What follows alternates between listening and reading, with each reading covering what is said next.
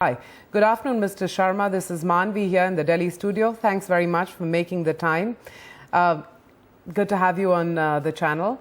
First off, I don't know where to start. We live in such interesting times. Demonetization is our obvious starting point, but there is the Trump factor as well, which is affecting the Indian markets. If you had to break down the factors affecting sentiment for Indian equities right now, how would you place them on the list?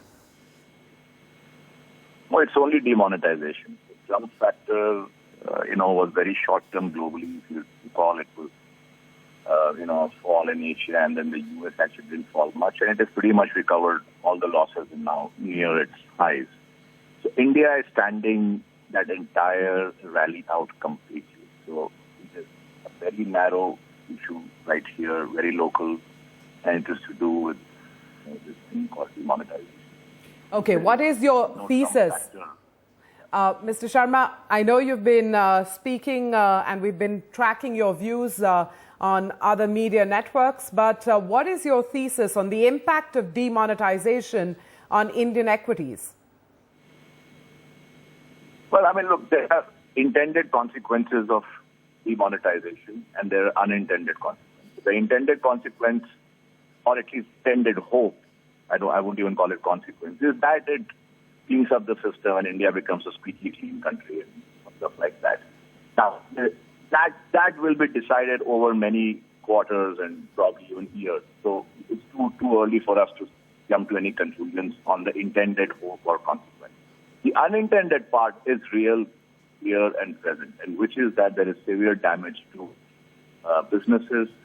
There's severe damage to employment, there's severe damage to livelihoods of lakhs of people.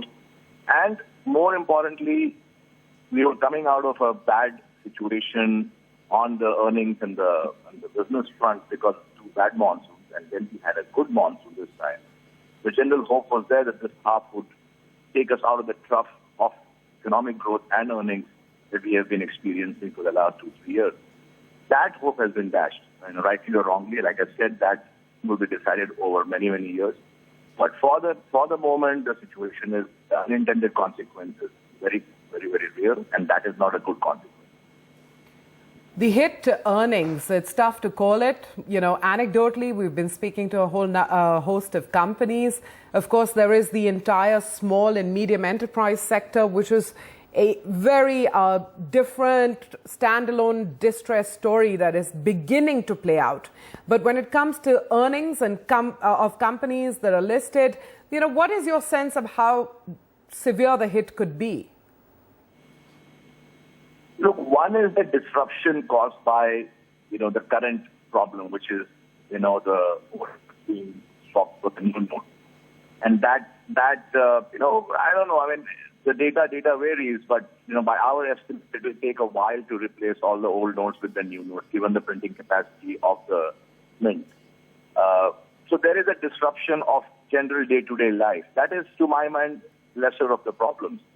The real problem is what it does to a largely informal economy country, which is India, and, agriculture, construction, rural labor, etc., is 100% cash-oriented. And to start thinking that suddenly this will propel everybody to open a Paytm wallet and hence then benefit Alibaba big time. They're the sole winners out of this whole thing to the best of my logic and understanding. There's nobody else who's winning right now except Alibaba. And that informal sector is a consumer of the formal economy. So they buy toothpaste and goods and services and bars of soap and stuff like that. To my mind, consumption definitely will take a hit because people today will figure out that, look, we don't know how the future pans out. Let's hold whatever cash we have, whatever little we have left, and then we will see what happens tomorrow, which is not good news for consumer companies. It's also not good news for lenders, lending, the NBFC sector, the microfinance sector, because all of them, again, depend in large part on property values as well as the rural economy. So there are sectors which are quite severely hit out of this entire thing. There's no doubt about it. And that's the feedback we've been getting from a number of the companies we've been speaking to. What then does it mean for your, market outlook when it comes to Indian equities? Look, again, the data is pretty clear. If you go back from 2003-4, when India's economic boom started, the real driver of the growth for the first couple of years was the urban economy, which was 4, 5, 5, 6. After that, because of the entitlement programs, which have been much vilified, but they actually helped India a lot, the rural economy, the rural consumer, for the first time since I've been born, which was 50 years back, really started to become a significant consumer of goods and services. So you found companies that...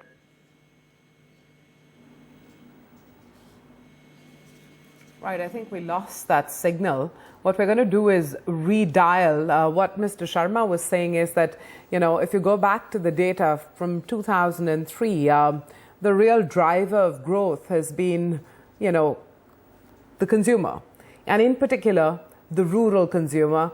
And that's what's going to, take a hit given demonetization. We're going to return to his thesis on what his market call for Indian equities is. Does he see, in a sense, very little potential when it comes to mid and small cap stocks? So what's that call going to be? We'll come back to that conversation with Shankar Sharma in a moment. But meanwhile, take a look at what's happening. Well, Mr. Sharma, I apologize for the fact that we lost the connection with you. You had just said that if you go back to 2003, the real driver of growth has been the consumer and the rural consumer, and at that point we lost you. Yes, correct. So basically the rural consumer has driven, in large part, corporate earnings growth over the last 10 years. This driven GDP growth. So today I find a situation, and I think everybody rational finds that people who are not cult worshippers, they're different. But otherwise, anybody looking at data, they will clearly know that the rural consumer has been the worst hit in this entire exercise. And that is my real fear, that when corporate earnings were driven largely by rural incomes and rural economy, it doesn't bode well for earnings, and hence automatically it doesn't bode well for markets, at least for the foreseeable future. The other thing is that I've never seen markets discount futures beyond 6 months. Market, for all the talk that it is a long-term instrument, is actually a pretty short-term instrument. Markets discount the near term, and they remain discounted till something else emerges. For the next quarter or two, I don't see where the markets get the boost to rally much higher than where they are right now. If anything, for large caps, the situation looks quite bleak. So, let me flip the question around and ask you, how much lower could this market go? Well, if you're looking at GDP was grinding along at about 5.5%, even by the government's estimate. By this exercise, estimates vary, but it could be looking at anything between -2 to +3%. That's the general range you're looking at, the GDP growth numbers. If you bring it down to corporate earnings, you're looking at 0 to 5% realistically, even though people have been talking 17%, but that's not going to happen. You're looking at 0 to -5 or -10%. You do the math. If earnings fall 10%, markets could fall 5, markets could fall, fall 15, somewhere in that range. So really, it is pretty much in that range that you're looking at the worst case for this. The other problem I have is not just about what happens now.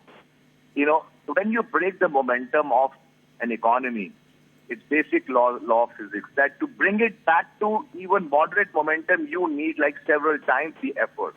So a moving car doesn't require much effort to keep it moving, but a stalled car requires several times the effort to get it to move, even though at moderate pace. That is my real fear, that you've broken the momentum of growth. Now to bring it back, you will need to stimulate hugely. That again has a cost on the economy. It's not free. Absolutely. Just, small caps and mid caps and, the severity of the beating they could take in the weeks ahead. Your thoughts on that? Well, I remain very optimistic on the small caps. And that's the only area where I have been bullish in India for the last 2-3 years. And that's been handsomely rewarded. I think small caps, barring, of course, you have NBFCs and MFIs, which I wouldn't be touching, even at the best of times, let alone times like these. Other than that, there are several very interesting sectors and companies, in that area, which look very good. They've corrected a lot, like 20-30% in the last week or 10 days' time. But that's the nature of the beast. You will find these stocks in February. They also fell 30-40%. January, February level. They bounced back several times beyond that. I think that's a very, very good space, and I would be a buyer out there right now. And sort of some more specificity, something that our viewers were watching and wondering why you like what you like. What would you offer up? Sorry, I lost your voice. Yeah, I was asking Mr. Sharma, within the mid and small cap universe, anything in particular that it looks promising given the recent losses? Well, basically the cut has been across the board, but I've liked infra, I've liked chemicals, I've liked some other smaller non-sector focused companies, and I think and the fact is many have fallen 20-30%. People generally know what has been my liking in the overall small cap, micro cap space. I think they all look terrific, absolutely terrific, no doubt about it.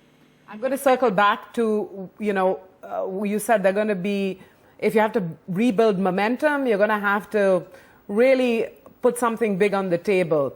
Aggressive rate cuts by the RBI, income tax breaks come budget in February. Would all of that be adequate, do you think? What would you look for to bring the momentum back? What would you look for from the government?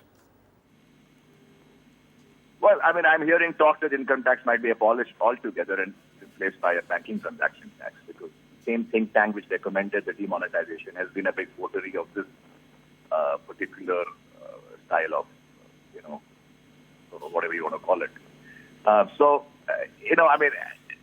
hope they don't do it in the same manner that they have done demonetisation. It would require a lot of thought to replace income tax altogether with an indirect tax, which is the BTC. And it can again have a lot of unintended consequences. So I hope it's not rushed.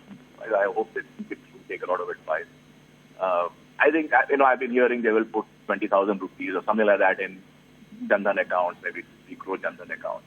Again, that has cost. If you do just 3 crore accounts and you put 20,000, it's not 1,000 crores, which is a lot of money. And to say that this so-called expropriation profit, because this is nothing but expropriation by the state, what was the demonetisation, to take it from the balance sheet of the RBI into the government is actually not correct and not legal either. You can take away surpluses from the P&L, but not from the balance sheet account of the RBI. But that those are fine points. Somebody wants to take money, they will take money. If the government were to expropriate these earnings into its own balance sheet, away from the RBI, then they can open the doors and give everybody a lack of something like that. Right. Really, who knows? Okay. Well, we look forward to speaking with you more frequently, Mr. Sharma. This is a rapidly evolving situation, and we'd love to have your thoughts shared more frequently on the channel. Thanks very much for taking the time this afternoon.